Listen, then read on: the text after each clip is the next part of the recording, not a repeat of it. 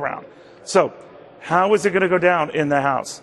We have with us right now one of that body's more esteemed members, also a candidate for President of the United States, also, depending on the poll, among the most popular candidates for President of the United States, Michelle Bachmann, Congresswoman from the fine state of Minnesota. All right, Congresswoman, very good to have you first off.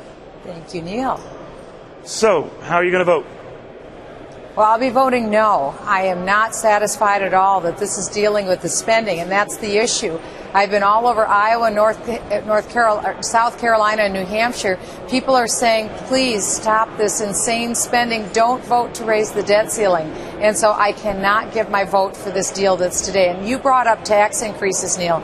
What this tells me in this deal is that with almost certainty, the Bush tax cuts will go away once this deal is done. I'm very concerned about that. Plus, we can never forget, when you do all of this spending, $2.4 trillion, someday you have to pay the piper. This is not going to lead us to a pro-growth economy. That's my fear. And so if we don't have a pro-growth economy to dig our way out of this, where are we going to go? It will only be with printing money that doesn't have value, or borrowing, or tax increases. It's one of the three. Neither of them are good for a pro-growth economy. Congresswoman, what would make this acceptable to you at the last minute, I guess, and could get you to switch?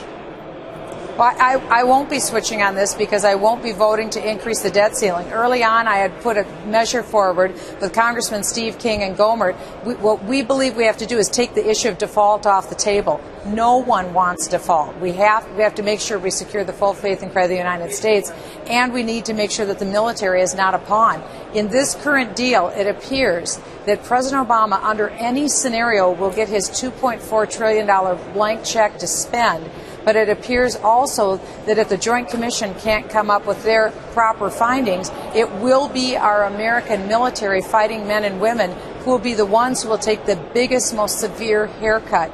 That is giving great pause here on Capitol Hill right now. And you're right, it is high drama. But I will tell you, out in the real world where America lives, the people who do the living, the working, and the dying, and the paying for all of these bills, they don't want to see us to continue to spend this money. And I will tell you, raising the debt ceiling is very unpopular across the United States. Is it your sense, Congresswoman, that many share your view among the Tea Party congressmen and women? There are 87 freshmen, again, largely Tea Party Republicans, newly elected in this past election. How many do you suspect share your opposition? Well, I'm not sure what that count will be, Neil. We know in the last vote, the one with the Boehner plan, I believe that was on Friday, we had 22 members that voted no. That was just within a hair's breadth of the number that John Boehner needed. Now, today, it could be just John Boehner delivering those votes in the House, or it could be with the assist of Nancy Pelosi. I don't see that Nancy Pelosi is making an assist to help John Boehner. So in all likelihood, he will have to deliver the bulk, if not all, of those votes. That certainly isn't without peril on the part of House Republicans. But at the end of the day, I have full confidence that this bill will pass. I think that there's the movement and the energy to see it pass, but it won't pass with my vote. Congressman, the Congressional Black Caucus is having a press conference at this hour, monitoring that. But on the left, too, as you indicated, there's a great divisiveness over this. That and the Progressive Caucus, if you combine the overlap with some of these members, maybe 80, 85 of your colleagues on the Democratic side, similarly concerned, probably predisposed to vote against this. So in your gut, do you think this is going to be defeated in the House tonight? No, in my gut, Neil, I think that it will pass because I think John Boehner has a good handle on his vote count. I'll be leaving here within literally minutes, going across the street to vote on the rule vote, which is one of the procedural votes to tee us up for the final vote. So I think that we will know during this rule vote which way it's going to go. But I'm quite sure right now that John Boehner, in all likelihood, has his votes to get this passed, and then Harry Reid will have to do the same in the Senate, and we'll wrap it up this evening.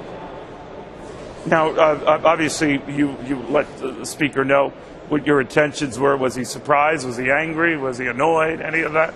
No, I voted no twice already. This will be a third time for me on the debt ceiling. I voted no every time previously on the debt ceiling. My opinion is that we have a very serious problem with our fiscal house. I cannot contribute to that fiscal problem. Instead, we've got to focus on cutting spending. I will tell you, I was just at a company in Iowa, Cementech. They just cut 50% of their employees. Cisco will be letting about 6,500 of their employees go. Companies are cutting back. They aren't taking 10 years to cut back. They're cutting back immediately. Why in the world can't the federal government do the same thing? At the beginning of the recession, there was only one federal transportation employee that made $170,000 a year.